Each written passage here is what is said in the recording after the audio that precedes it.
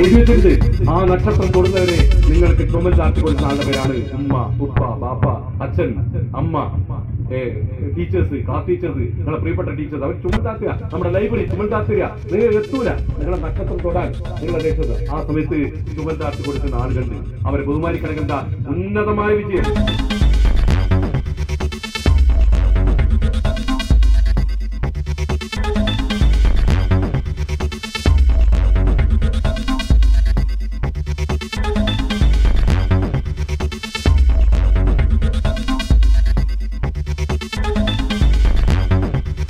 നാഥനായി. അമ്മ മരിച്ചപ്പോൾ അനാഥനായി.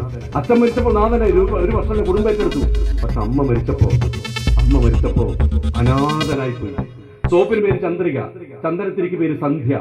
അലിഞ്ഞു തീരുന്നതിനും എരിഞ്ഞൊടുങ്ങുന്നതിനും പെൺ പേര് തന്നെ ശരണം. സോപ്പിന് പേര് ചന്ദ്രിക, അവിടെ കവിതയില്ല. ഉൽപ്പന്നത്തിന് പേര് പറയാം. ചന്ദനത്തിരിക്ക് പേര് സന്ധ്യ, ഉൽപ്പന്നത്തിന് പേര് അല്ല. പക്ഷെ അലിഞ്ഞു തീരുന്നതിനും എരിഞ്ഞൊടുങ്ങുന്നതിനും പെൺ പേര് തന്നെ ശരണം എന്ന് പറഞ്ഞിട്ട്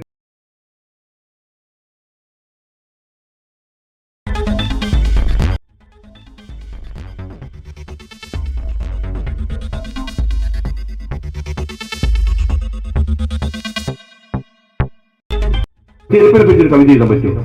എന്നാ കവിത എന്താ അറിയാം? കല്ലിന് മുള്ളിലൊക്കെ നമ്മൾ രക്ഷപ്പെടുത്തുന്ന സമയത്ത് വീട്ടിലെത്തുമ്പോ ചെരുപ്പ് ആത്തുമ്പോൾ പുറത്തും. ശരിയാണോ? ചെരുപ്പ് ആത്തുമ്പോൾ പുറത്തും. ശരിയാണോ? അല്ല, നമ്മൾ ആത്തും ചെരുപ്പ് പുറത്തും. ചെരുപ്പിന് സങ്കടം ഉണ്ടാവില്ലേ? ആ ചെരുപ്പ് എന്താണെന്നറിയാം പറയുന്നത്? ചിലയിടങ്ങളിൽ ഞാൻ മാത്രം പുറത്താകും. ചിലയിടങ്ങളിൽ ഞാൻ മാത്രം പുറത്താവുന്നു. അകത്ത് കയറുവാൻ മാത്രം എന്ത് വിശുദ്ധിയാണ് നിങ്ങൾക്കൊക്കെ ഉള്ളതെന്ന് പുറത്തു വരുമ്പോഴെന്ന് പറഞ്ഞു തരണേ.